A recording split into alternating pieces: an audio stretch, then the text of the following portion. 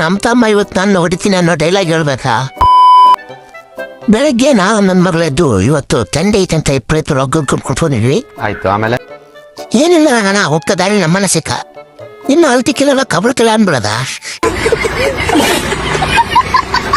ನಮ್ಮನ್ನ ಹಂಗಂತಾನೆ ಹಿಂಗಂತಾನೆ ಅಂತೇಳಿ ತಿಳೋ ಮನೆ ಹತ್ರ ಅಲ್ತಿ ಬ್ರಷ್ ತಗೊಂಡು ಅಲ್ತಿ ಕಟ್ ಕೆಲ ಮಾಡ್ಬಿಟ್ಟೆ.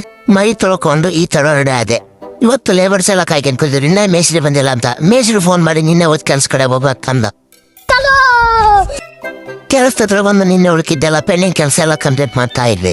ಮಧ್ಯಾಹ್ನ ಊಟಕ್ಕೆ ಬಿಡಾಕ ಸ್ಪೀಡಾಗಿ ಹೋಗ್ತಾ ನೋಡಿ ನಮ್ಮನ್ನ. ನಿನ್ನೆ ಹೊಟ್ಟೆ ಸತ್ ಊಟಕ್ಕೆ ಬಿಡೋದ್ರ ಬಿಟ್ಟಿಲ್ಲ, ಎತ್ತ ಕೆಲಾಡಿದಾರೆ ನೋಡಿ.